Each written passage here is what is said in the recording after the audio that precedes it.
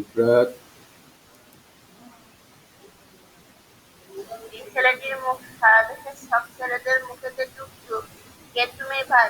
প্রশ্ন করি তখন, ভালোবাসার শিল্পী আমি, বলবে হেসে তখন। এই যে ছবি এমন আঁকা, ছবির মতো দেশ, দেশের মাটি দেশের মানুষ, নানা রকম দিক, বাড়ি বাগান পাখ পাখালি, সব মিলে এক ছবি। নেই তুলি নেই রং, তবুও আঁকতে পারি সব। ধন্যবাদ। আচ্ছা, আলপনা।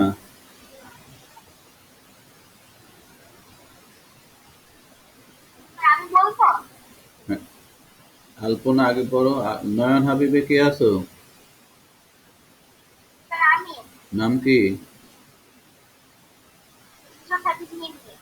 কি? ও, আচ্ছা পড়ো, না বলো, পড়ো। আমি বলবো? হ্যাঁ হ্যাঁ,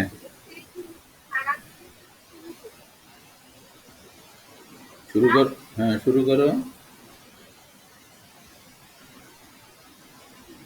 সারাদিন সব থেকে কে তুমি ভাই? প্রশ্ন করি তখন, কাকে ভাষার শিল্পী আমি, একটু হেসে শুধু এমনি আঁকা, বাড়ি ভাঙা বা কাছারি, সব মিলে আঁকতে পারি সব। আচ্ছা, সুন্দর। এবার এই জুলফিকার উম্মে কি জানো তোমার নাম? উম্মে, আচ্ছা উম্মে সাউদা না? উম্মে সাউদা, হ্যাঁ পড়ো। ছেলেটির মুখ ছাড়া দেখে সব ছেলের মুখে টুকটুক। যে তুমি ভাই প্রশ্ন করি যখন, ভালোবাসার শিল্পী আমি, বলবে হেসে তখন। এই যে ছবি এমন আঁকা, ছবির মতো দেশ, দেশের মাটি দেশের মানুষ, নানা রকম দেশ, বাড়ি বাগান পাখ পাখালি, সব মিলে এর ছবি। নেই তুলি নেই রং, তবু আঁকতে পারি সবই।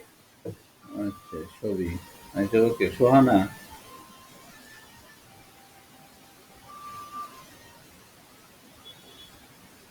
সোহানা।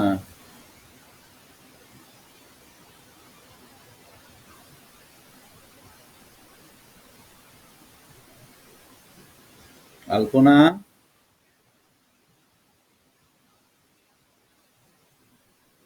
রাইম।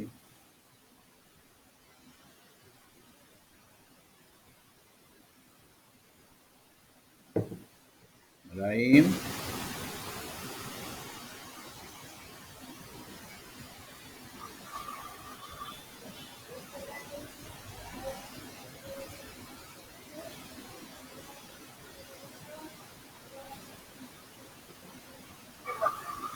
এই যে ছবি এমন আঁকা, ছবির মতো দেশ, দেশের মাটি দেশের মানুষ, নানা রকম দেশ, বাড়ি বাগান পাখাপাখালি, সব মিলায় আলোচনা হবে। এই থেকে সব ছেলেদের মধ্যে চোখটা টুকটুক। কে তুমি ভাই? প্রশ্ন করি যখন, ভালোবাসার স্মৃতি আমি, বলতে হেসে থাকি। তার বলছি, এই যে ছবি এমন আঁকা, ছবি তো দেশ, দেশের মাটি দেশের মানুষ, নানা রকম দেশ, বাড়ি বাগান পাখ পাখালি, সব মিলে এক ছবি। নেই তুলি নেই রং, তবু আঁকতে পারি সব। তার হয়ে গেছে। হ্যাঁ হয়েছে, শুনছি। তা তুমি এতক্ষণ কোথায় ছিলে? আলপনা আছে নাকি? রেহান।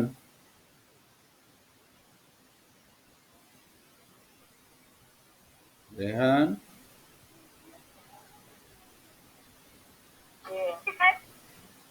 পড়ো। বই আছে সামনে?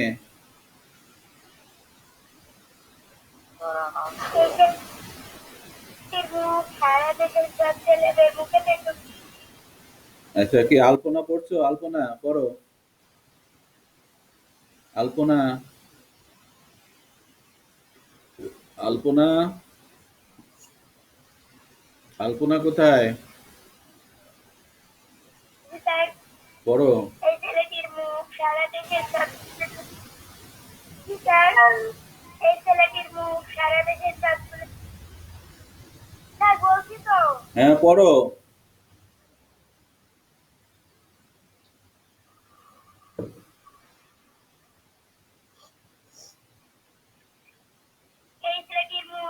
বাংলাদেশের ছাত্রের এদের সাথে যুক্ত। কে তুমি প্রশ্ন করি যখন ভালোবাসার শিল্পী আমি বলে এসে বলবে হেসে তখন। এই যে এই যে ছবি এমন একটা ছবির মতো দেশ, দেশের মাটি, দেশের মানুষ, নানা রকম দেশ, বাঙালি প্রধান পাঁচ বাঙালি সব মিলে এক ছবি, নেই তো নেইরা তবুও আঁকতে পারি সবাই। সবই আঁকতে পারি, সবই। আচ্ছা, ওকে। তাহলে আমরা মোটামুটি কবিতার এই অংশটুকু আজকে পড়লাম, ঠিক আছে?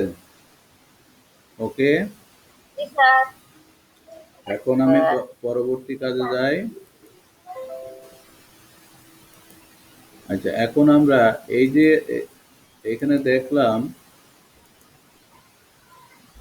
এই যে সব মিলিয়ে এক ছবি, সব মিলিয়ে এক ছবি, এইটা দিয়ে তোমরা কি বুঝতে পারো? সব মিলিয়ে এক ছবি, বলো তো কি বুঝো? সব মিলিয়ে এক ছবি, এই লাইন দিয়ে তোমরা কি বুঝো? বাংলাদেশের প্রকৃতি, সব, বাংলাদেশের প্রকৃতি। এই যে সব মিলে এক ছবি, বাংলাদেশের প্রকৃতি, এটাকে একটু ব্যাখ্যা করতে হবে। সব মিলে এক ছবি, জি স্যার। কে বলতে পারবে? সব মিলে এক ছবি, এই লাইনটার ব্যাখ্যা। সব মিলে এক, বাংলাদেশের প্রকৃতি। সব মিলে এক ছবি সব বলতে কি মিলে বোঝানো হয়েছে? সব মিলে এক ছবি বলতে বাংলাদেশের প্রকৃতির সৌন্দর্যের কথা বলা হয়েছে। স্বদেশ কবিতায় একটি ছেলে বাংলাদেশের নদ নদী, গাছপালা, পশু পাখি, পাহাড়, সবুজ মাঠ ঘাট ও নানান দেশের মানুষের ছবি এঁকেছে। মনে মনে এই ছবি আসলে বাংলাদেশের ছবি। হুম, আসলে সব মিলে এক ছবি হলো এইটাই। আর কেউ বলবে? ইফরাত, বলো, আমি বলবো বলো। সব মিলে এক সেই বলতে বাংলাদেশের প্রাকৃতিক সৌন্দর্যের কথা বলা হয়েছে। স্বদেশ কবিতা একটি ছেলে বাংলাদেশের নদ নদী গাছপালা পশু পাখি পাহাড় সবুজ মাঠ ঘাট ও নানান দেশের মানুষের ছবি এঁকেছে মনে মনে। এর ছবি আসলে বাংলাদেশের ছবি। আচ্ছা, সব মিলে এক ছবি। তোমরা 53 পৃষ্ঠা বের করো, 53 পৃষ্ঠা বইয়ের, 53 পৃষ্ঠায় যে নিচে দেখো, নিচেরটা দেখো, গ নম্বর দেখো, দেখেছো এখানে কি লেখা আছে একজন? আচ্ছা, হ্যাঁ, তো একজন তুমি পড়ো ওইটুকু, পড়ো ওইটুকু পড়ো। ছবি এমন আঁকা ছবির মতো দেশ, দেশের না মাটি, না, এই দেশের মানুষ, পাশেরটুকু, নানান পাশেরটুকু পড়ো, পাশের ব্যাখ্যাটা, নদী নালা। নদী, হ্যাঁ, নদী নালা পাহাড় সমুদ্র সব মিলে এদের প্রকৃতি কিন্তু সেটা প্রকৃতি মাঝে মাঝে রং বদলায়। যেমন ছবিতে নানান রং ব্যবহার করা হয়। এদেশের মানুষজন ও নানান রকমের বেশভূষা পরেন। সব মিলিয়ে সুন্দর এদেশ। তার মানে এই যে বলা হয়েছে যে সব মিলে বলতে কি বোঝানো হয়েছে? সব মিলিয়ে বলা হয়েছে, সব মিলিয়ে বোঝানো হয়েছে সুন্দর এক দেশ, তাই না? আমরা যে বইয়ের কথাটাই আমরা সবাই একবার পড়ি, বইয়ের কথাটা সবাই একবার পড়ে নেই। আমি পড়ছি, তোমরা শোনো। এই যে নদী নালা পাহাড় সমুদ্র সব মিলিয়ে এদেশ ছবির মতো। এদেশের প্রতিটি ঋতু বৈচিত্র্যময়, বিভিন্ন ধরনের মানুষের দেশ এটা। প্রকৃতি মাঝে মাঝে রং বদলায়, যেমন ছবিতে নানান রং ব্যবহার করা হয়, এদেশের মানুষজনও নানা রকমের বেশভূষা পরেন। সব মিলিয়ে সুন্দর এদেশ। তো সব মিলিয়ে এক ছবি বলতে এইটুকুই বোঝানো হয়েছে, তাই না? এটা তোমরা আরো বলেছো, সবাই এটাকে সুন্দরভাবে বলেছো। তা আমরা এই কথাটা বুঝতে পেরেছি, তাই না? তাই তো? জি এবার স্যার। তোমাদের এই যে শব্দগুলো পাঠ থেকে খুঁজে বের করি, অর্থ বলি। শব্দগুলো পাঠ থেকে খুঁজে বের করি, অর্থ বলি। আগের শব্দগুলো দেখো, আমি বলবো আর তার আস্তে আস্তে, এত না। তাহলে এখানে কি কি শব্দ আছে? কড়ি, টুকটুক, শিল্পী, পাকপাখালি। আচ্ছা, তাহলে এবার আমরা দেখি কড়ি অর্থ কি। এক ধরনের এক ধরনের সাদা এক ধরনের ছোট সাদা ঝিনুক। আচ্ছা, এক ধরনের সাদা ঝিনুক, কড়ি। তাহলে কড়ি, এইটা এই শব্দটার এখানে আসলে এই কবিতায় কি অর্থে ব্যবহার হয়েছে কড়িটা? এক ধরনের সাদা ঝিনুক ঠিক আছে, কিন্তু এই কবিতায় আমরা যখন কবিতার লাইনটা পড়লাম কি অর্থে ব্যবহার হয়েছে? টাকা পয়সা। সাদা ঝিনুক। টাকা পয়সা, কড়িটা ব্যবহার হয়েছে টাকা পয়সা হিসাবে, তাই না? এখন এটা এক ধরনের সাদা ঝিনুক, কিন্তু এটাকে টাকা, আমরা জানি এক ধরনের ছোট্ট সাদা ঝিনুক হলো কড়ি। এটা ব্যবহার করা হয় কি, আগে কিসে ব্যবহার করা হতো? যখন টাকা পয়সা ছিল না তখন টাকা পয়সা। এই কড়ি দিয়ে জিনিসপত্র কেনা বেচা হতো, তখন টাকা পয়সা হিসাবে ব্যবহার হতো। ঠিক আছে? আবার টুকটুক, জি স্যার। টুকটুক মানে কি? সুন্দর। সুন্দর বা গাঢ়, সুন্দর বা গাঢ়। আচ্ছা, টুকটুক হলো। তারপরে হলো কি? শিল্পী। যিনি কোনো শিল্পকলার চর্চা করেন। হ্যাঁ, যিনি কোনো শিল্পকলার চর্চা করেন, যিনি কোনো শিল্পকলার চর্চা করেন তিনি শিল্পী।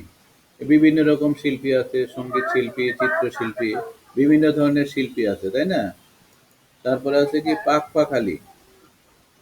নানা ধরনের পাখি। নানা ধরনের পাখি, নানা ধরনের পাখি। আচ্ছা, তাহলে সবাই আমরা এই অর্থগুলো জানি, তাই না? শিখলাম। যারা জানা না জানা জানা ছিল না তারাও শিখে ফেললো তো নাকি? আচ্ছা, ওকে। এবার আমরা দেখব এই ঘরের ভিতর শব্দগুলো খালি জায়গায় বসিয়ে বাক্য তৈরি করব। তাহলে আমরা এই যে ক, খ, গ, ঘ, কোথায় কি হবে এটা তোমরা বই বের করো, বই বের করে তোমরা এগুলো লেখো। ক, খ, গ, ঘ কি কি কি হবে লিখো। উত্তরটা লিখবো। না, সব লিখতে হবে না, শুধু উত্তরটা লেখো। আমরা এখন সময়, অনেক সময় দিতে পারবো না, শুধু উত্তরটা লেখো।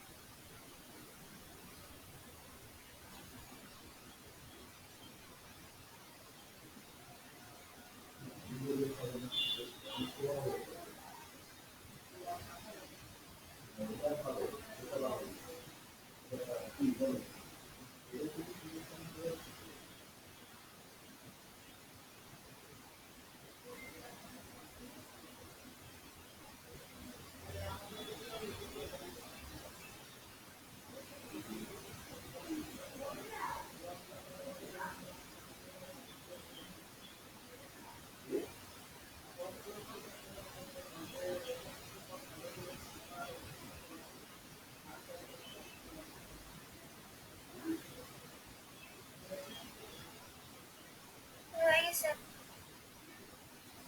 হ্যাঁ, হয়ে গেছে।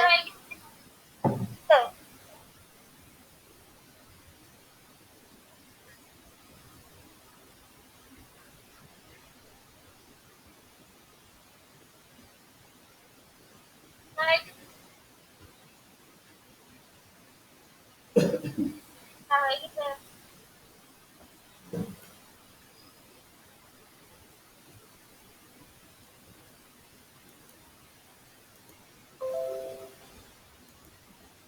হয়ে গেছে। তাহলে এদেশে আগে এখনকার মতো টাকা পয়সা ছিল না, লোকে কেনা বেচা করতো কি দিয়ে? তাহলে ক নম্বর কি হবে? কড়ি দিয়ে।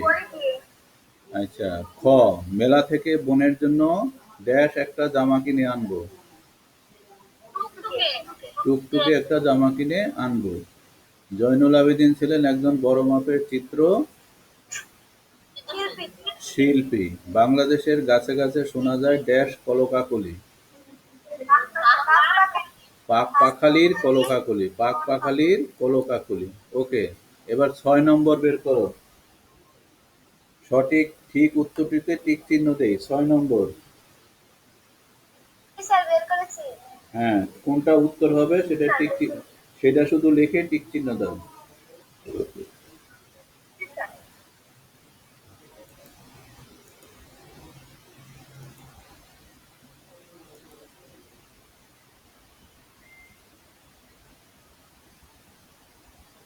এবার 6 নম্বর করো।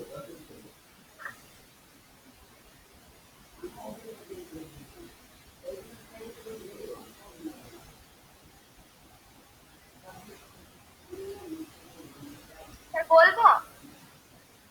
হ্যাঁ, আগে খাতায় লিখো, খাতায় লিখে তারপরে বলবে। খাতায় আগে লিখো যে কোন উত্তরটা হবে।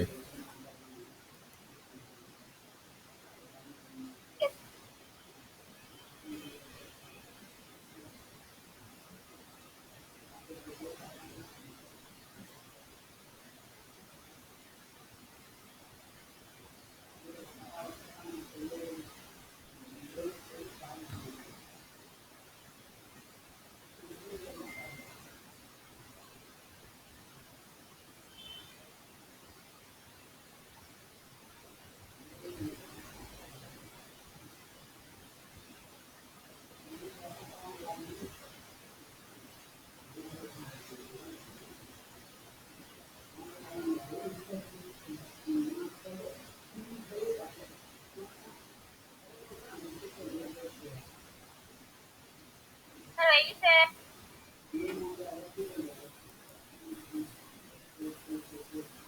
হয়ে গেছে।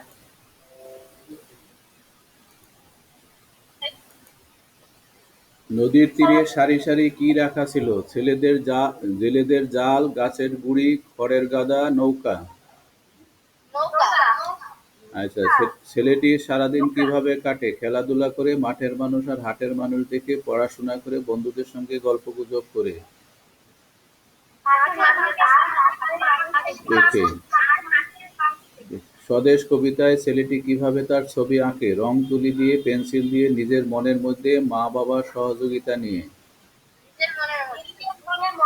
নিজের মনের মধ্যে। স্বদেশ কবিতায় কবি বাংলাদেশের কোন ছবিটা তুলে ধরেছেন? বাংলাদেশ শহরের মানুষের ছবি, নদীর পাড়ের জেলেদের ছবি, বাংলাদেশের পাহাড়ি মানুষের ছবি, বাংলাদেশের প্রকৃতি ও মানুষের জীবনযাত্রার ছবি।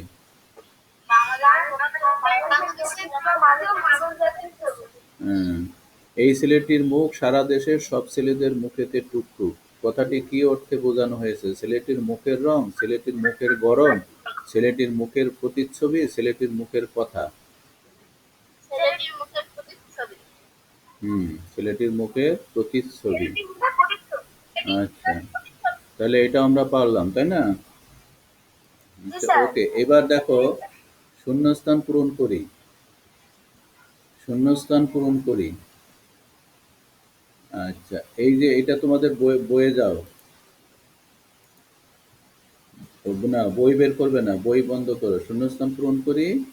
এটা বই দেখা যাবে না। আচ্ছা, একজন, আমি প্রথমে বলবো, সে এক লাইন বলবে, তারপরে যাকে বলবো সে তার পরের লাইন বলবে, ঠিক আছে? তোমরা রেডি, প্রস্তুত? আচ্ছা, সবাই প্রস্তুত। আমি যার নাম বলবো সে কিন্তু সে তার পরের লাইনটা বলবে। প্রথমে বলবে, প্রথম লাইনটা বলবে ইফরাত। এই যে ছবি এমন আঁকা। আচ্ছা, দ্বিতীয় লাইন বলবে তাসনিম। ছবির মতো তৃতীয় লাইন সাদিয়া।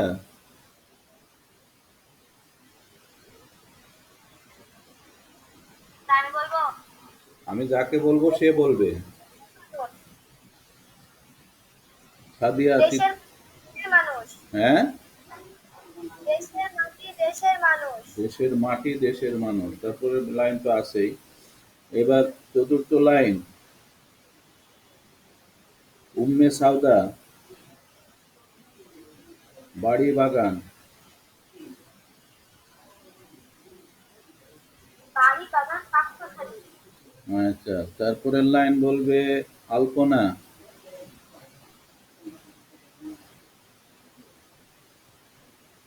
সব সব মিলে এক।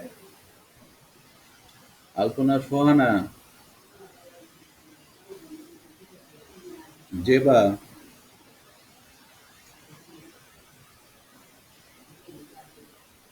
কেউ নেই নাকি? আমি বলবো। কে বলবে? আমি বলবো। না না, যাদের নাম বলছি তারা। ছবি। সব মিলে এক ছবি। তারপরে বলবে রেহান। নেই।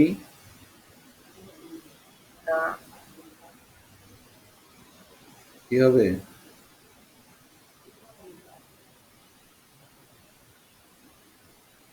কে বলতে পারবে, বলো।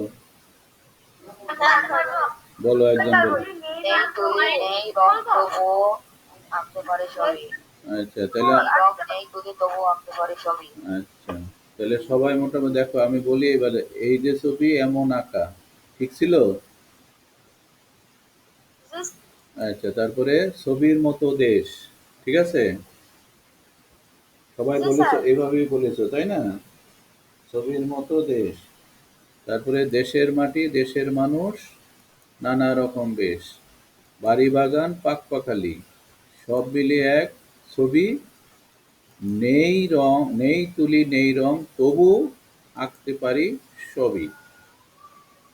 তাহলে আমরা শূন্যস্থান পূরণটা করতে পারলাম নাকি?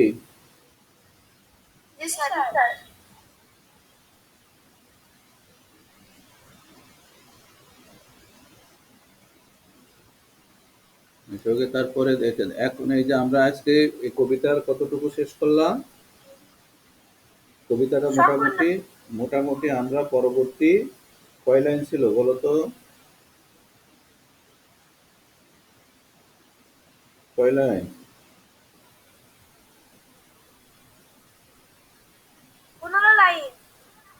এটা কবিতাটার যে কবিতা অংশটা ছিল 15 লাইন, এটা আমরা শেষ করলাম নাকি? তাহলে আমরা এখন পুরো কবিতাটা আজকে, পুরো কবিতাটা আজকে আমাদের শেষ হলো।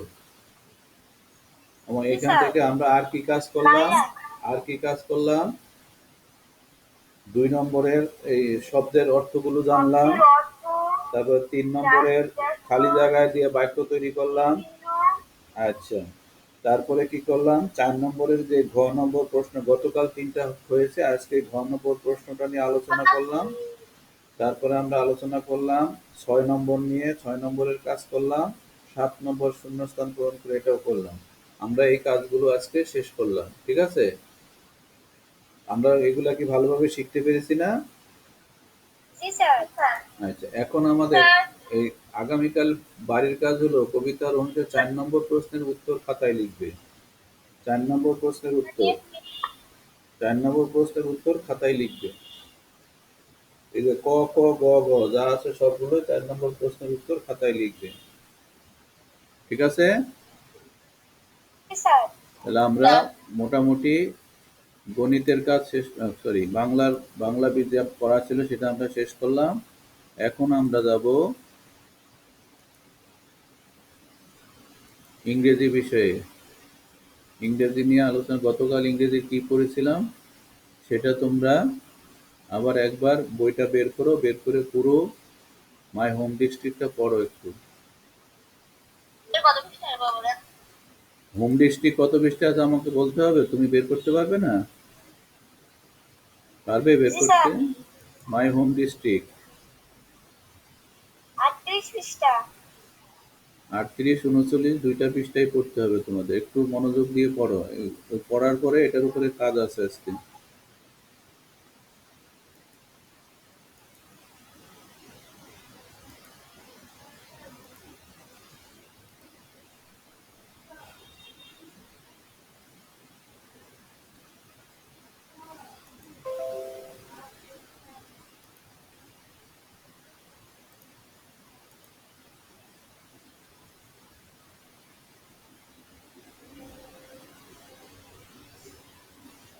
আজকে আমরা পড়বো লেসন 3 to 5 বি আর সি পড়বো, কিন্তু তার আগে তোমরা ওটা পড়ে নাও।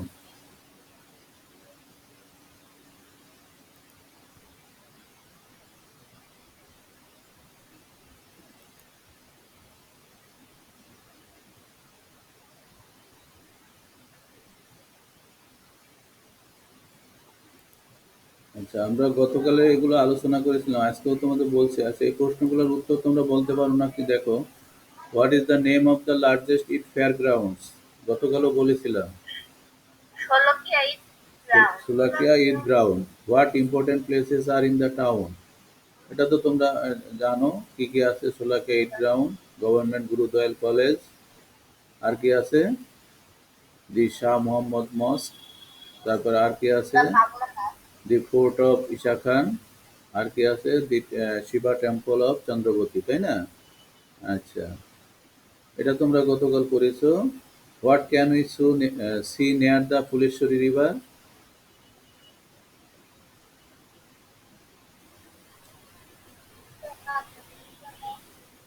We Near the Flushing River, you can see the ship temple of something. হ্যাঁ, ওকে। তাহলে এখন তোমরা তোমাদের এই যে তোমাদের বই বের করো। Paper বই বের করো। বই তো বের করাই আছে, তাই না? 39 পেজ। 39 পেজে বি দেখো, B. 39 page B. Pair work, ask and answer the questions. What's the name of Masum's home district? আমি একটু পড়ি, তোমরা শোনো। আগে কোশ্চেনগুলো আমি পড়ছি, তোমরা শোনো। হোয়াটস the name of Mamun's home district? Number 2, how far is it from Dhaka? How far is it from Dhaka? Number 3, how did it get its name? How did it get its name? What is the name of the river in the town? What is the name of the river in the town? What are two things you can see in the town? Who are two famous people from this town? এই কোশ্চেনগুলোর answer. তাহলে আগে বলো, তারপরে লিখবো পরে। তাহলে আমি যাকে বলবো সেই কোশ্চেনগুলোর আনসার বলো।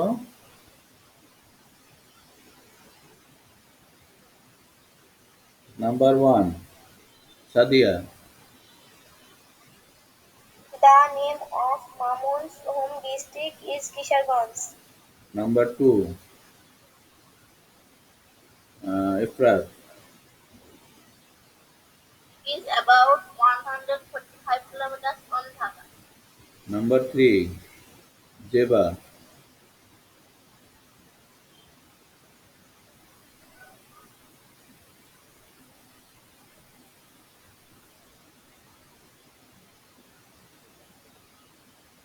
নাম্বার 3, তাসনিম।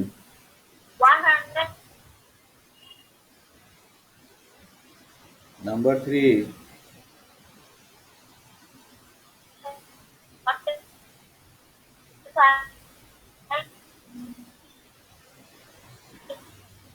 তোমার কথা বোঝা তোমার কথা বোঝা যাচ্ছে না।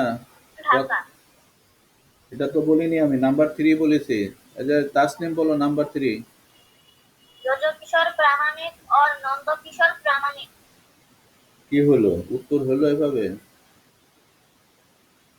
নাম্বার 3, তাসনিম।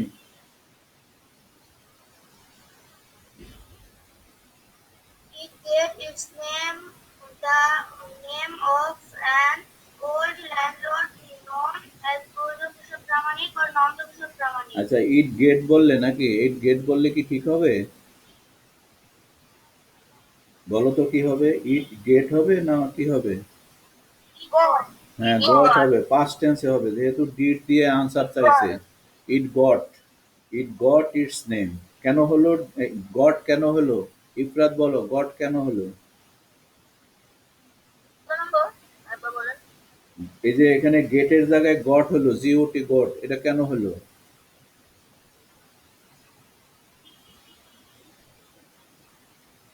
আছে গেট, কিন্তু আমরা গট লিখছি কেন?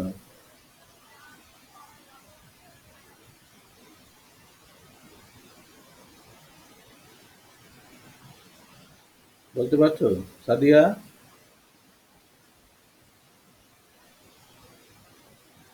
মিতা, তাসনিম,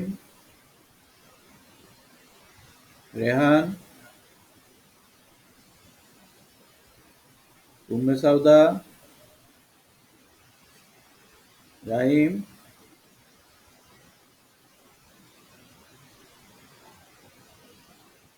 গট কেন হচ্ছে?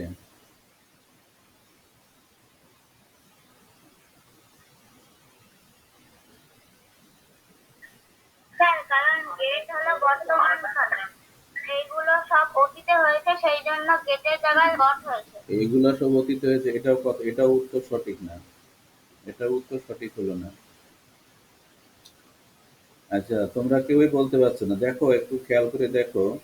আমরা যখন এর আগে আমি একদিন বলেছিলাম, শিখাইছিলাম যে এই যে ডব্লিউএইচ কোশ্চেনে তোমাদের একদিন দেখাইছিলাম, তোমাদের মনে নেই হয়তো। ডব্লিউএইচ কোশ্চেনে do, does, did, do, does, did যদি থাকে, ডুতে ডু যদি থাকে, কোশ্চেনে যদি ডু থাকে, তাহলে আনসারে গিয়ে যেই ভাবটা থাকে সেই ভাবটাই বসবে।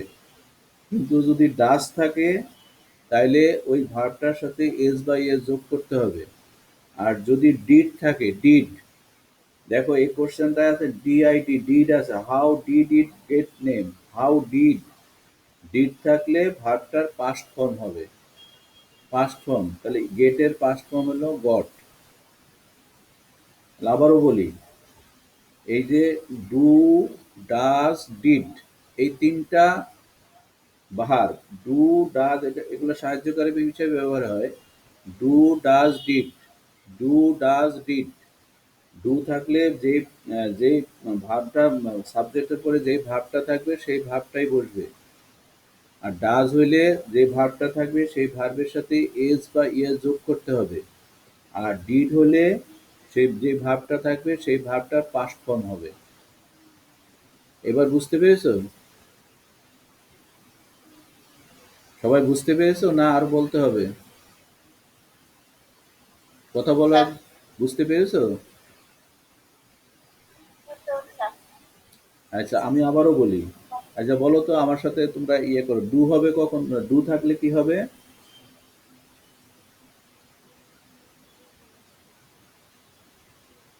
ডু থাকলে যেই ভাবটা থাকবে সেই ভাবটাই হবে সাবজেক্টের পর, কোনো চেঞ্জ হবে না। ঠিক আছে? ভাবটার কোনো চেঞ্জ আসবে না। বোঝা গেল? আর ডাস, জি স্যার। ডাস থাকলে কি হবে? ভাবটার সাথে এস বা ইএস যোগ করতে হবে। যদি ডাস থাকে, কোশ্চেনে যদি ডাস থাকে, তাহলে ভার্বের সাথে এস বা ইএস যোগ করবে। কখনো এস যোগ হয়, কখনো ইএস যোগ হয়, সেটা দেখলেই বুঝতে পারবে তোমরা আস্তে আস্তে নিয়ম অনুযায়ী। আর ডিড থাকলে ভার্বটার পাস্ট ফর্ম লিখবে, পাস্ট টেন্স মানে অতীতকাল লিখবে। যেমন গেটের পাস্ট টেন্স হলো গট, যার জন্য এখানে, এবার বুঝতে পেরেছো সব? জি স্যার। যখন কোশ্চেনের আনসার করবা তখন খেয়াল করবা ডু আছে না ডাজ আছে না ডিড আছে না সাহায্যকারী ভার্ব আছে। সাহায্যকারী ভার্ব থাকলে তো কোনো সমস্যাই নেই, সেটাই বসবে। আর যদি না থাকে তখন ডু ডাজ ডিড এর চিন্তাটা তোমরা এইভাবে করবে। ডু থাকলে যেই ভার্ব আছে সেটাই বসাবে সাবজেক্টের পরে, ডাজ থাকলে ভার্বের শেষে এস বাই এস যোগ করবে, আর ডিড থাকলে ভার্বের পাস্ট ফর্ম লিখবে। যার জন্য এখানে হবে কি, ইট গট ইটস নেম। এবার বুঝতে পেরেছো? তোমরা তো মুখস্থ করে ফেলেছো, তাহলে এখানে এটা মুখস্থ বিদ্যা না, এটা হলো গিয়ে জানতে হবে। It got its name. এবার গট কেন হলো, এবার ধারণাটা ক্লিয়ার হলো? ওকে। জি স্যার। আচ্ছা, তাহলে জি sir. It got its name, তারপরে কি লিখবে? From the name of an own landlord known as Brajakishore Pramanik and Nandakishore Pramanik. Okay, এই তো আনসার। স্যার। আচ্ছা, এবার নাম্বার ফোর। জি স্যার। আচ্ছা, উম্মে সাউদা বলো নাম্বার 4।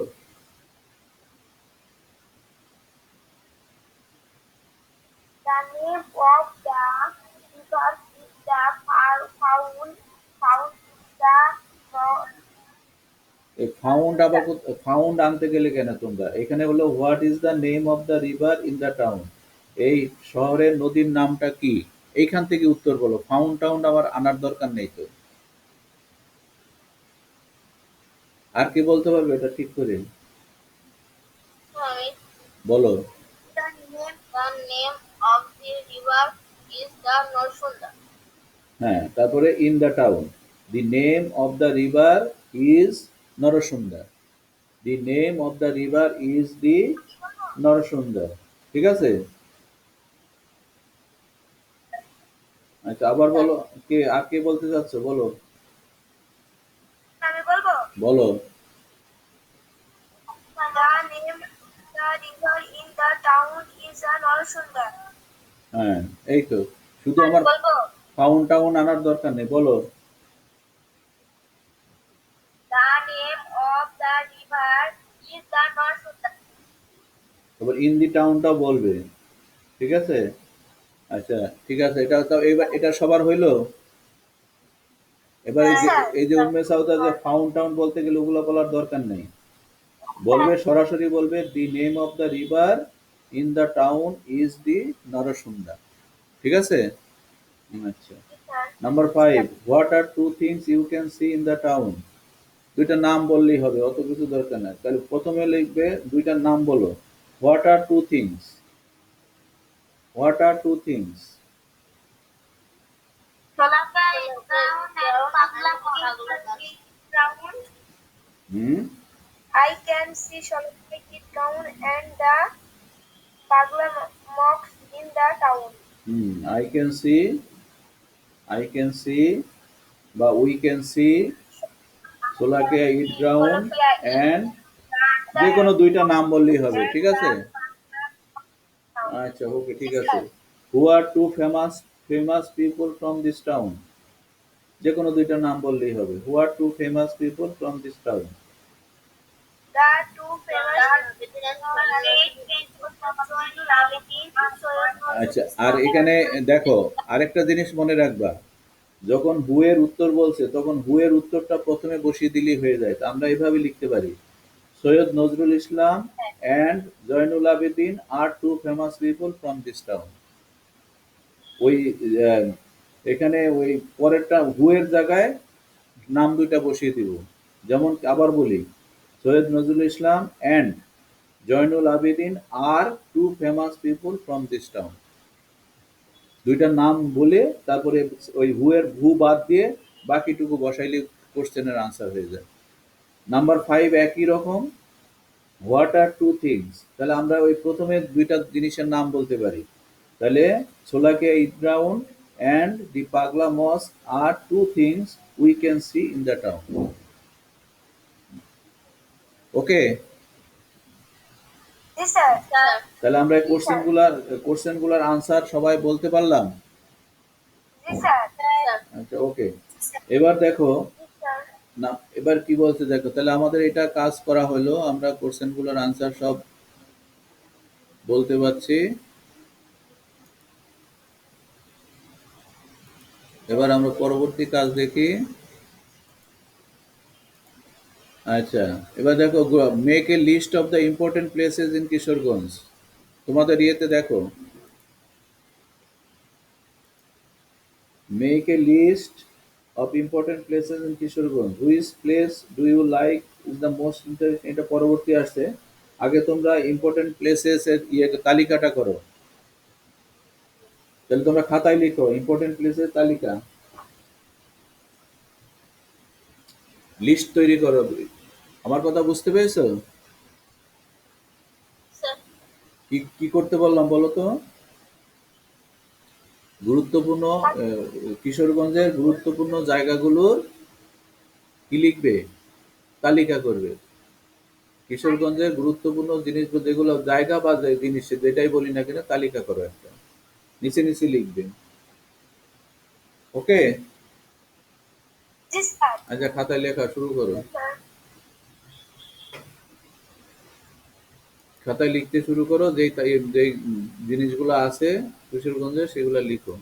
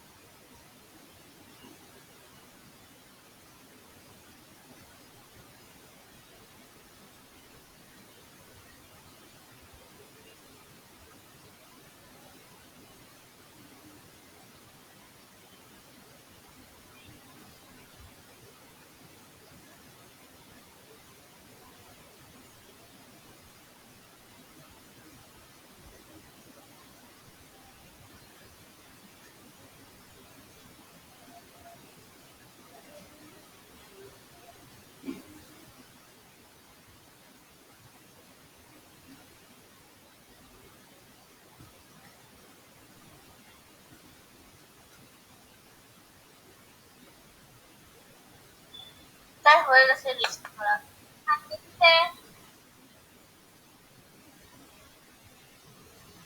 স্যার হয়ে গেছে।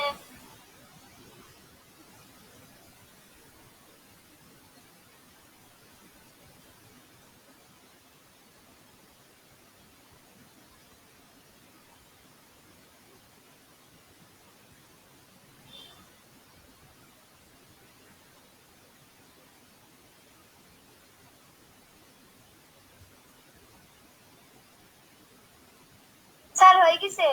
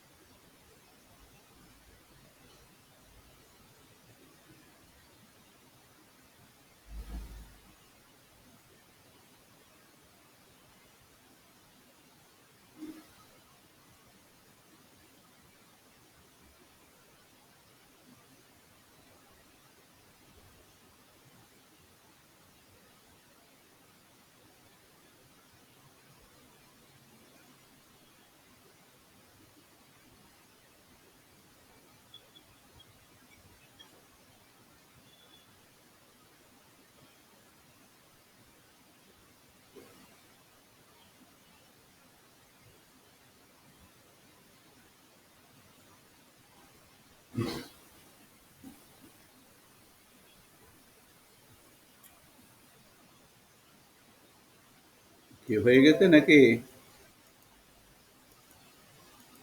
কি হয়েছে? জি স্যার। আমি একটু মিলিয়ে নেই। A list of the important places in Kishoreganj, Sholakia Eid ground, ঠিক আছে না? জি sir. Government Gurudayal college, sir. the Pagla Mosque, sir. the fort of Isha Khan, sir. the Shah Muhammad Mosque, জি স্যার। আর the Shiva Temple of Chandravati. Okay, জি sir. তাহলে সবার কি হয়েছে এটা না? এবার বলা হচ্ছে যে which place do you think is the most interesting and why? এই যে প্লেসগুলোর মধ্যে কোনটা মোস্ট সবচেয়ে গুরুত্বপূর্ণ, সবচেয়ে আনন্দদায়ক কেন? যে এই প্লেসগুলোর মধ্যে সবচেয়ে চিত্তাকর্ষক কোনটি এবং কেন?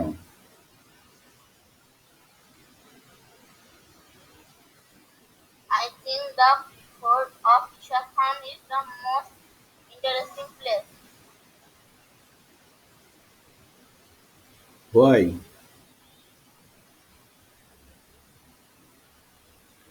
লিখবো স্যার। I না, think there we can see the relics of Isha Khan's time and the old building will be very interesting too.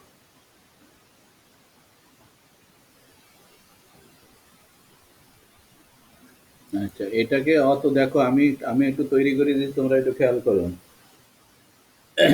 I think Sholakia Eid ground is the most important place. আমি মনে করি Sholakia Eid ground is the most important place because it is the largest Eid ground of the country. কারণ এটা দেশের সবচেয়ে বড় ঈদের মাঠ, ঈদের ময়দান। হয়ে গেল, ঠিক আছে? একজন ভাবতে পারে যে সোলাকিয়া ঈদ গ্রাউন্ডটা সবচেয়ে গুরুত্বপূর্ণ কারণ এটা দেশের সবচেয়ে বড় ঈদের ময়দান। ওকে, জি স্যার। আরেকজন ভাবতে পারে I think the fort of Isha Khan is the most important place. যে ইশা খানের দুর্গটা সবচেয়ে গুরুত্বপূর্ণ জায়গা। কারণ কি? সে বলতে পারে it is a historical place of the country. এটা একটা দেশের ঐতিহাসিক স্থান। আমরা ওই যে গাইড বইয়ের অনেক কিছু উল্টাপাল্টা ওগুলো আমাদের দরকার নেই। আমরা খুব সংক্ষেপে কাজ করব। এটা একটা ঐতিহাসিক স্থান। ঐতিহাসিক স্থান বলেই তো এখানে বিভিন্ন রকম রিলিক্স পাওয়া যায়। তা আমাদের এক কথায় বলবো এটা হিস্টোরিক্যাল প্লেস, ঐতিহাসিক স্থান। আমাদের দেশের একটা ঐতিহাসিক স্থান। ওকে? আচ্ছা, এরপরে স্যার। আরেকজন হয়তো বলতে পারে, I think government Gurudayal college is the most important place because it is the well known college of the country. আরেকজন বলতে পারে গভর্নমেন্ট সরকারি গুরুদয়াল কলেজ একটা সবচেয়ে গুরুত্বপূর্ণ জায়গা, কারণ এটা দেশের একটা সুপরিচিত কলেজ। বুঝা গেল? তাহলে আনসার জি কিন্তু স্যার। বিভিন্ন ভাবে আসতে পারে। যে যেটা মনে করে স্যার। সে সেটা বলতে পারে, কিন্তু তাকে কারণটা বলতে হবে কেন এটা গুরুত্বপূর্ণ। তাহলে আমরা এই যে তিনটা প্লেসের কথা বললাম, সোলাকা ঈদ গ্রাউন্ড সবচেয়ে বড়, কারণ এটা সবচেয়ে বড় মাঠ, ঈদের মাঠ। তারপরে বললাম ফোর্ট অফ ঈশা খান, কারণ এটা হলো সবচেয়ে একটা বাংলাদেশের একটা ঐতিহাসিক স্থান। আর বললাম যে গভর্নমেন্ট গুরুদয়াল কলেজ, এটা হলো একটা সুপরিচিত, দেশের একটা সুপরিচিত কলেজ। এইভাবে আমরা উত্তরগুলো বলবো, তাহলে সবচেয়ে সুন্দর হবে। আমরা একটু বই থেকে বেরিয়ে আসার চেষ্টা করব, সংক্ষেপে উত্তর লেখার চেষ্টা করব। জি স্যার। তাহলে এখানে কি তোমরা বুঝতে পেরেছো কিভাবে লিখতে হবে এখন? স্যার, এটা। আচ্ছা, তাহলে আমরা এই কাজটা শেষ করতে পারলাম।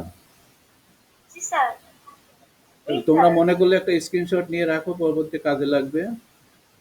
জি স্যার, নিয়েছি। আচ্ছা, ওকে, থ্যাংক ইউ। তাহলে এখন আমরা পরবর্তী দেখি, আজকে যে আমরা এটা পড়লাম, তোমাদের একটা কাজ হলো, তোমরা তো কিশোরগঞ্জ সম্পর্কে পড়লে, তাই না? কিশোরগঞ্জের বিভিন্ন জি স্যার। জায়গা সম্পর্কে পড়লে। তোমরা তো মেহেরপুর জেলায় বাস করো, তাই না? জি স্যার। তাহলে তোমরা make a list of important places of your home district. তোমার নিজের হোম ডিস্ট্রিক্টের কয়টা গুরুত্বপূর্ণ জায়গার তালিকা তৈরি করবে। এটা হলো বাড়ির কাজ। তোমার নিজ জেলার কয়েকটি গুরুত্বপূর্ণ জায়গার তালিকা। জানো তো কি কি গুরুত্বপূর্ণ আছে জেলাতে? জি স্যার। দুই একটা নাম বলো দিনি, আমি তো আলোচনা পরবর্তী তোমরা লিখতে পারবে। দুই একটা নাম বলো,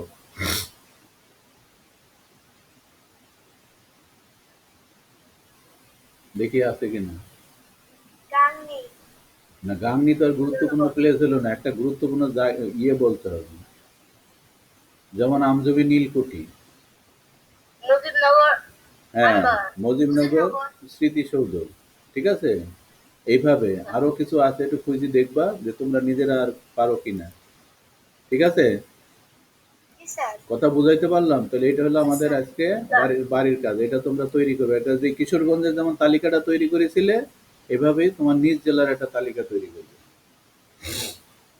স্যার। জি ওকে, স্যার। তাহলে আমরা আজকে ইংরেজি ক্লাস এখানেই শেষ করলাম। তা তোমরা সবাই যে কাজটা বললাম সেই কাজটা করবে, এবং যে কাজগুলো করা হলো সেই কাজগুলাকে ভালো করে আরেকবার বাড়িতে বসে সেগুলো আবার দেখবে। ওকে? জি স্যার। এবার আমাদের গণিতের কাজ জি শুরু। স্যার। গণিতের কাজ শুরু হবে।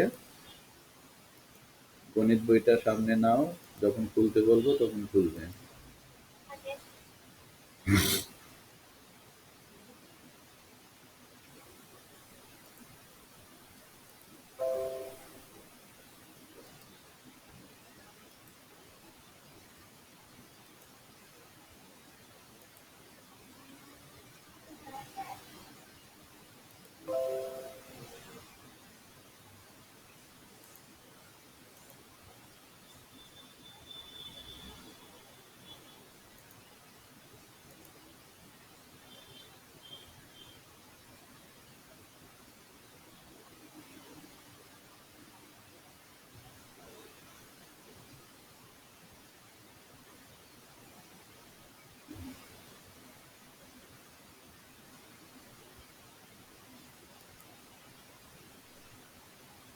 আজকে আমরা করব, দেখা যাচ্ছে, জি স্যার।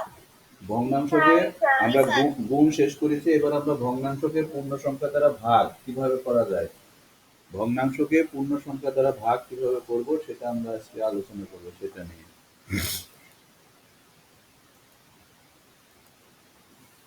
দেখো, 5/4 লিটার শরবত দুইজনকে সমানভাবে ভাগ করে দিলে প্রত্যেকে কত লিটার শরবত পাবে? 5/4 লিটার শরবত দুইজনকে সমানভাবে ভাগ করে দিলে।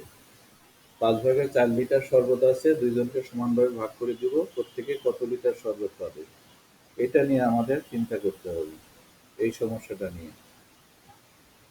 তাহলে 5/2 জনকে সমানভাবে ভাগ করে দিলে, এখানে বলাই আছে যে ভাগ করে দিতে হবে। তাহলে এখন এই ভাগটা আমরা কিভাবে করতে পারি?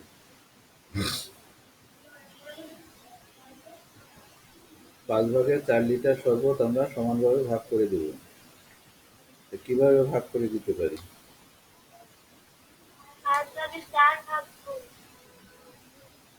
আগে ভাগ কিভাবে বলবো, আগে দেখি কিভাবে কি আছে, ভাগ তো অনেক পরের কথা। দেখো আমরা এই ছবিটা দেখি, এখানে দেখো, এখানে আছে কি 5/4 লিটার, এই যে এই পর্যন্ত লোক আছে কয়জন? দুইজন। দুইজন। তাহলে দুইজনের মধ্যে 5/4 লিটার ভাগ করে দিতে হবে। এখন আমি চিন্তাটা কিভাবে করতে পারি? এখন আমরা জানি যে এই যে 5/4, 5/4, 5/4 আমরা যদি এখানে এটাকে এই যে 5/4 আমরা যদি এটাকে বলি যোগ হিসাবে বলি, তাহলে আমি যদি এইভাবে বলি 5/1 যোগ 5/1 যোগ 5/1 যোগ 5/1 বলতে পারি? বলতে পারি 5/1 যোগ 5/1 যোগ 5/1 যোগ মানে 4টা 5/1 বলতে পারি? কি শুনতে পাচ্ছ আমাকে? বলতে পারি? বলতে পারি কিনা? মানে আমি ভাগ করার কথা বলছি না, আমি 5/4 এইভাবে লিখতে পারি কিনা, 5/1 যোগ 5/1 যোগ 5/1 যোগ 5/1। তাহলে এখানে ওই যে হর আছে 1, তাহলে 4টা 1 যোগ করলে 4 হয় না? তাহলে এভাবে বলতে পারি না? পারি? আবার এভাবে বলতে পারি, আবার এইভাবে বলতে পারি 5/2 যোগ 5/2 বলতে পারি? 5/2 যোগ 5/2, 5/2 যোগ 5/2 বলতে পারি? আচ্ছা, যদি বলতে পারি তাহলে এইখানে তাহলে এই যে দুইটা ভাগ, তাহলে এখানে দুইটা ভাগে তাহলে 5/2, 1/5 5/2, তাহলে আমার এখানে এখানে 5/2 আমি যদি এখানে লিখতে পারি না? আচ্ছা, এবার আমি যেটা বলতে চাচ্ছিলাম, দেখো 5/2 যোগ 5/2 সমান 5/4, ঠিক আছে? 5/2 যোগ 5/2 সমান 5/4, এটা তো ঠিক? এটা ঠিক? আচ্ছা, এবার আমি এইভাবে যদি বলি, এবং 5/4 থেকে যদি আমি 5/2 দিয়ে দেই, তাহলে থাকে কতটুকু? 5/2 থাকে, শুধু 2 না, 5/2 থাকে। মানে তাহলে 5/4 থেকে একজনকে দিলাম, 5/2 থাকলো আর 5/2, ঠিক আছে? একটু বুঝতে চেষ্টা করো ভালো। 5/4 আমার ছিল, তার থেকে আমি 5/2 দিয়ে দিলাম, তাহলে থাকলো কত? 5/2। এবার 5/2 কিন্তু আমার আছে, আমি কিন্তু 5/2 একজনকে দিয়ে দিয়েছি, তাহলে আছে 5/2, আমার কাছে আর 5/2 আছে। এই 5/2 থেকে আরেকজনকে 5/2 দিলাম, তাহলে থাকলো কত? কিছু থাকলো? তাহলে এই যে তাহলে তাহলে আমরা কয়জনকে দিতে পারলাম? 2 জনকে দিতে পারলাম। তাহলে কয়জনকে দিতে পারলাম আমরা এই শরবতটা? তাহলে এক একজনকে কতটুকু করে দিলাম? তাহলে এবার বুঝতে এখন এই যে 5/2 থেকে আমরা কয়বার 5/4 থেকে কয়বার 5/2 বিয়োগ করলাম?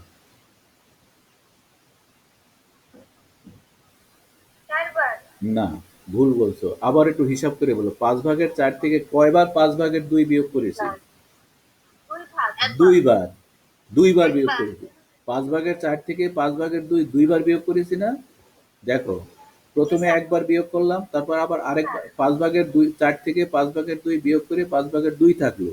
এই 5/2 থেকে আবার 5/2 বিয়োগ করলাম, তাহলে তাহলে 2বার বিয়োগ করা হলো না? 5/4 থেকে 5/2 5/2 2বার বিয়োগ করা হলো না? আরেকটু আরেকটু সহজ করে বলি, যেমন 4 থেকে 4 আছে আমার, 4 থেকে 2 বিয়োগ করলাম, তাহলে কত থাকে? আবার বলি, 4 থেকে 2 ভগ্নাংশ চিন্তা করো না, আমি এমনি বলছি। 4 থেকে 2 বিয়োগ করলাম, তাহলে থাকে কত? 2 আবার 2 থেকে 2 বিয়োগ করলাম, থাকে কত? 2 2। 2 থেকে 2 বিয়োগ করলাম, থাকে কত? 0 শূন্য। তার মানে আমি 4 থেকে 2 কয়বার বিয়োগ করলাম? 2 2 বার। বার তাহলে এইখানেও 5 ভাগের 4 থেকে 5 ভাগের 2 2 বার কয়বার বিয়োগ করলাম? 2 বার 2 বার। 2 তার মানে কি, 2 এই বার যে এই যে বিয়োগ করলাম, 2 বার বিয়োগ করলাম, এই 2 বার বিয়োগ না করে এটাকে আমরা সংক্ষেপে কিভাবে লিখতে পারি? সংক্ষেপে লিখতে পারি এই যে এইভাবে, ভাগ করে।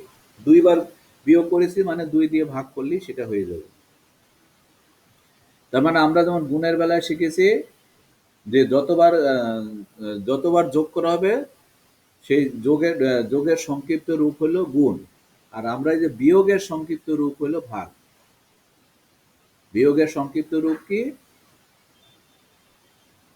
ভাগ এই যে বারবার বিয়োগ না করে, বারবার বিয়োগ না করে আমরা এটা কি করতে পারি? ভাগ করেও করতে পারি। যেমন ধরো, আরেকটু বুঝাই, যেমন ধরো 16 মিটার ফিতা আছে, এটাকে 2 মিটার করে কয়টা টুকরা হবে? তাহলে 16 মিটার ফিতা থেকে আগে 2 মিটার একজনকে দিয়ে দিলাম, থাকলো কত? 14 মিটার 14 থেকে 2 দিলাম, থাকলো কত? 12 মিটার 12 12 থেকে 2 দিলাম, থাকলো কত? 10 এইবার এই যে বারবার বিয়োগ না 10 করে, তাহলে আমরা কয়বার বিয়োগ করতে পারবো? 8 বার। তাহলে এই যে 16 থেকে 8 বার বিয়োগ করা, 8 বার 2 বিয়োগ করে না করে যদি আমরা 16 ভাগ 2 লিখি, তাহলে সহজ হয়? জি স্যার তাহলে এই যে বিয়োগ বারবার বিয়োগ না করে ভাগের সাহায্যে আমরা সেই কাজটা করতে পারি। এটা হলো বিয়োগ। ভাগ হলো বিয়োগের সংক্ষিপ্ত রূপ। ভাগ হলো বিয়োগের সংক্ষিপ্ত রূপ। এবার বুঝতে পেরেছো যে আমরা কেন এটা ভাগ করছি, কেন এই যে 5 ভাগের 4 কে 2 দিয়ে ভাগ করছি? আমরা বারবার বিয়োগ না করে কি করব? এটাকে ভাগ করব। তাহলে আমরা এই যে 5 ভাগের 4 লিটার শরবত দুইজনকে সমানভাবে ভাগ করতে গিয়ে কত লিটার শরবত, তাহলে এর গাণিতিক বাক্য কি হবে? এটাকে আমরা এইভাবে লিখতে পারি, মোট শরবতের পরিমাণ ভাগ লোক সংখ্যা সমান একজনের জন্য শরবতের পরিমাণ। তাই তো? মোট শরবতের পরিমাণ ভাগ লোক সংখ্যা সমান একজনের শরবতের পরিমাণ। এইটাকে আমরা গাণিতিক বাক্য কি লিখতে পারি? এই যে 5 ভাগের 4 ভাগ 2। ওকে, এইটুকু বুঝতে পেরেছো এবার? জি স্যার তাহলে আমরা যে কেন ভাগ হচ্ছে, সেই ভাগটা আমরা কেন করছি সেটা আমরা বুঝলাম, যে না, আমরা একটা জিনিস থেকে বারবার বিয়োগ না করে আমরা সরাসরি ভাগ করে সেটা বের করতে পারি। ওকে, এখন এই ভাগটা কিভাবে করা যায় দেখি,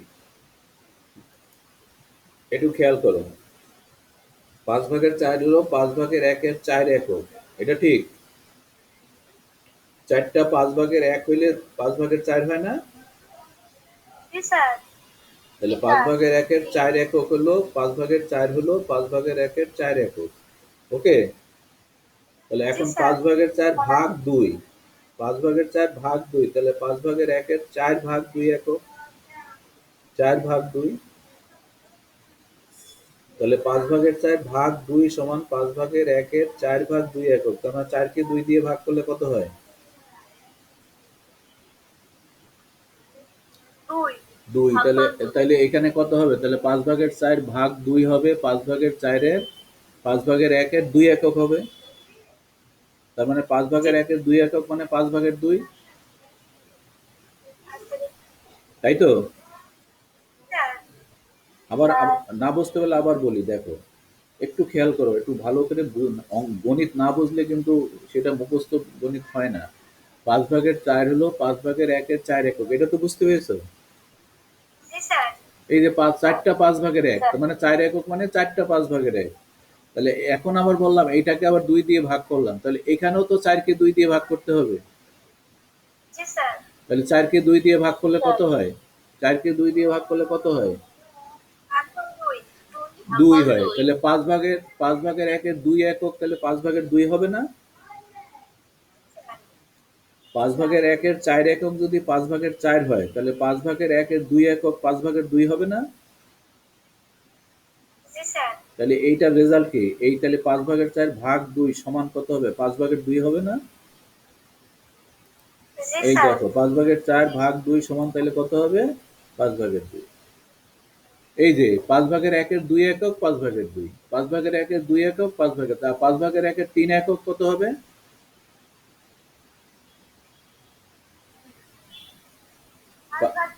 5/1 একক সমান 5/3 হবে।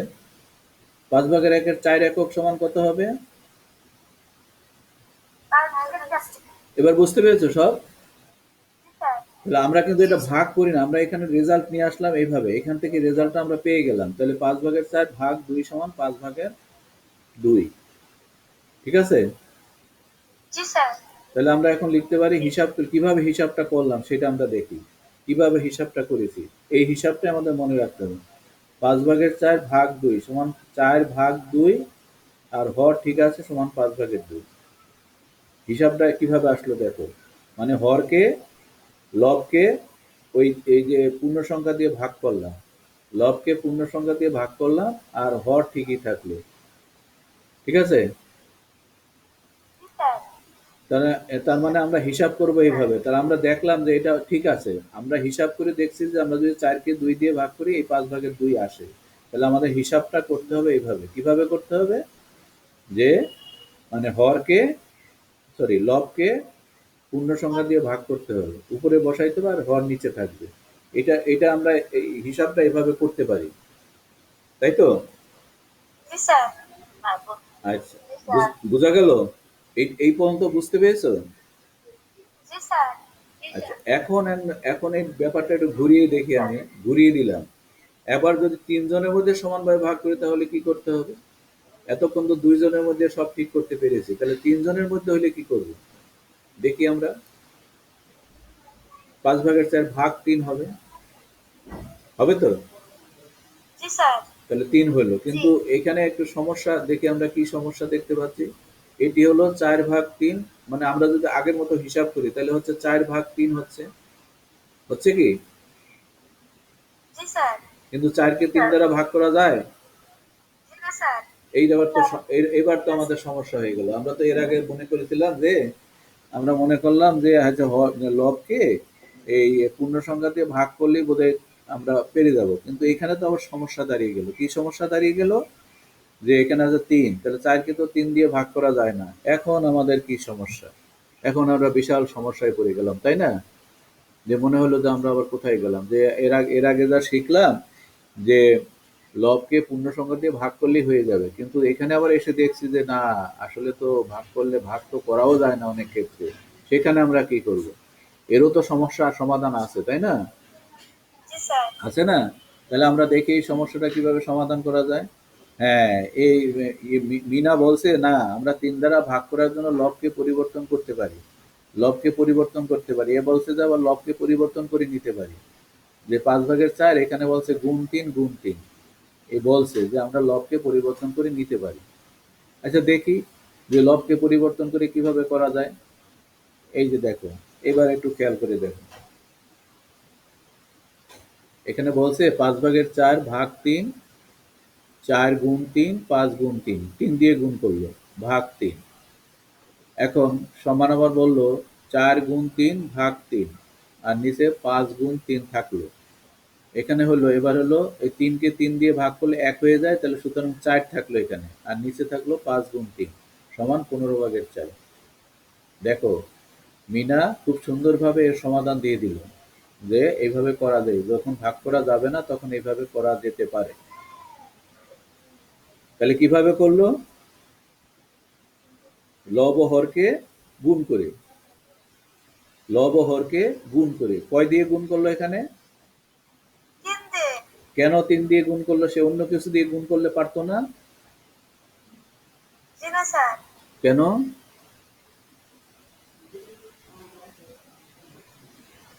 কারণ হলো আমার, হ্যাঁ হ্যাঁ ঠিক আছে, তুমি হ্যাঁ বলো, বলো।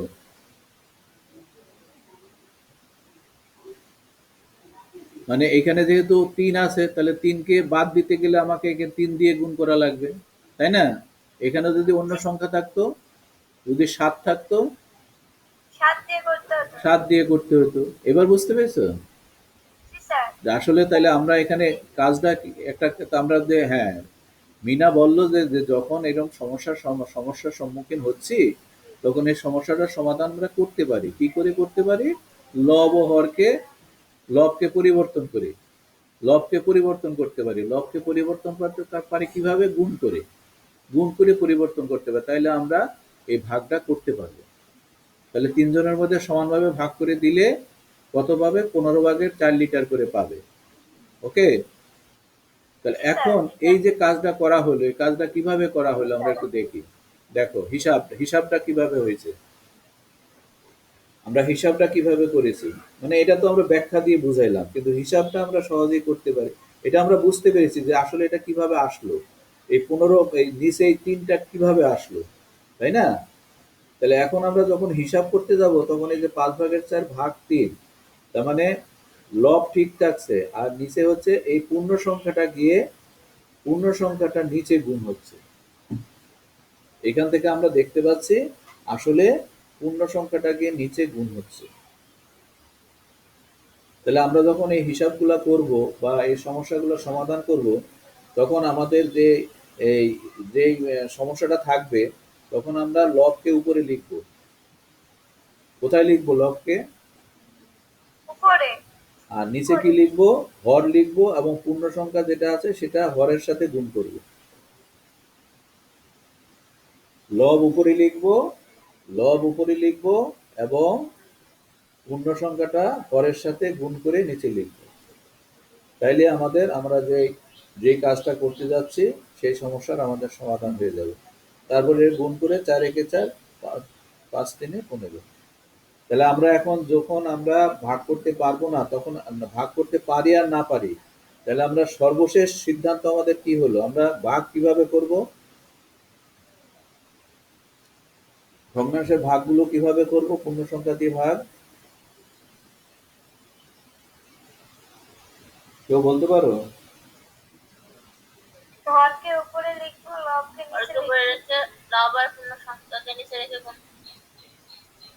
লবকে উপরে লিখবো, আর হর আর পূর্ণ সংখ্যাকে গুণ করে নিচে লিখবো। তাইলে আমাদের কাঙ্ক্ষিত ফলাফল আমরা পেয়ে যাব। ঠিক আছে? জি স্যার। তাহলে আমরা কিভাবে ভাগ করব বুঝতে পারলাম এখন। জি স্যার। এখন কি সহজ হয়েছে না বোঝাটা? জি স্যার। তাহলে এটা মনে রাখলেই হবে আমরা কিভাবে গুণটা করব, পূর্ণ সংখ্যা দিয়ে ভগ্নাংশের ভাগ কিভাবে করব। যে লব উপরে লিখবো, এবং হরকে পূর্ণ সংখ্যা দিয়ে গুণ করে নিচে লিখবো, তারপরে গুণ করে হরের সাথে যে পূর্ণ সংখ্যার গুণ করে যা হয় তাই লিখবো, আর উপরে লব লবই থাকবে। তাইলে আমাদের এই আমরা যেই পূর্ণ সংখ্যা দিয়ে ভাগ করতে চাচ্ছি, সেই ভাগ ভগ্নাংশকে পূর্ণ সংখ্যা দিয়ে ভাগ আমাদের হয়ে যাবে। ওকে? জি স্যার। তাহলে আমি আজকে যেটা তোমাদের বোঝাতে চাইছিলাম, যে ভগ্নাংশকে পূর্ণ সংখ্যা দিয়ে কিভাবে ভাগ করতে হবে, সেটা এখন তোমরা নিশ্চয়ই বুঝতে পেরেছো, এবং সেটা তোমরা করতে পারবে ইনশাল্লাহ। পারবে না? জি স্যার। আচ্ছা, ওকে। তাহলে এবার তোমাদের এই বাড়ির কাজ, এটা স্ক্রিনশট নিয়ে নাও।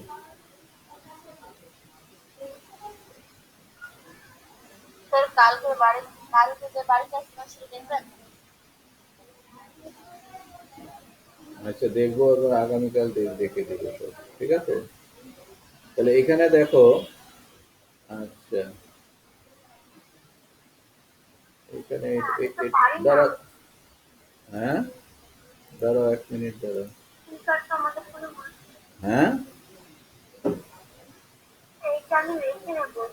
লিখে নিবা, একটু লিখে নাও। দাঁড়াও, এটাকে একটু চেঞ্জ করে নাও তোমরা, স্ক্রিনশটটা আরেকবার এটাকে একটু চেঞ্জ করে নাও। এটা ৪ হবে না, এটাকে আরেকটু ইয়ে করে নাও, চেঞ্জ করে নাও, এটাকে ৭ দিয়ে নাও। ঠিক আছে? এটাকে চেঞ্জ করে নাও। আচ্ছা, যার লেখার দরকার সে লিখে নাও। লিখো, তাড়াতাড়ি লিখো।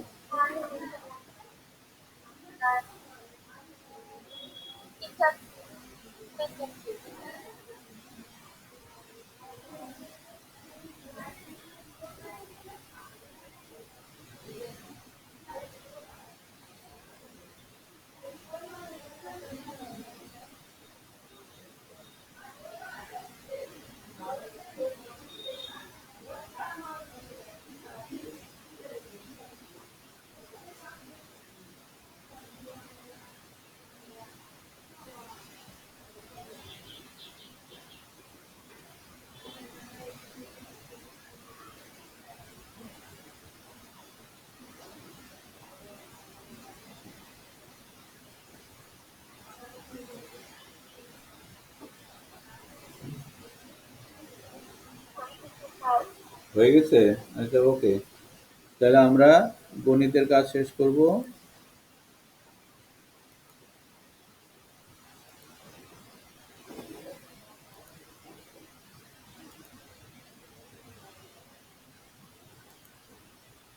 এবার বাংলাদেশ ও বিশ্ব পরিচয়, আমরা দেখো বাংলাদেশ ও বিশ্ব পরিচয় সেই আগের 20-21 পৃষ্ঠা। আজকে তোমরা 20-21 পৃষ্ঠা পড়বে, ঠিক আছে? 20 আর 21 স্যার। পৃষ্ঠা এটা একটু পড়ে পড়ে নেবে। স্যার বাড়িতে বলবো? হ্যাঁ, বাড়িতে পড়বে, 20-21 পৃষ্ঠা বাড়িতে পড়বে। তাহলে আজকের মতো এখানেই শেষ করব। আসসালামু আলাইকুম স্যার। ওয়ালাইকুম স্যার সালাম। 20-21। আসসালামু আলাইকুম স্যার। ওয়ালাইকুম সালাম। আসসালামু আলাইকুম স্যার। ওয়ালাইকুম আসসালাম। আল্লাহ হাফেজ। আসসালামু আলাইকুম স্যার। ওয়ালাইকুম আসসালাম। আসসালামু আলাইকুম স্যার। ওয়ালাইকুম আসসালাম। সবাই ভালো থাকবে।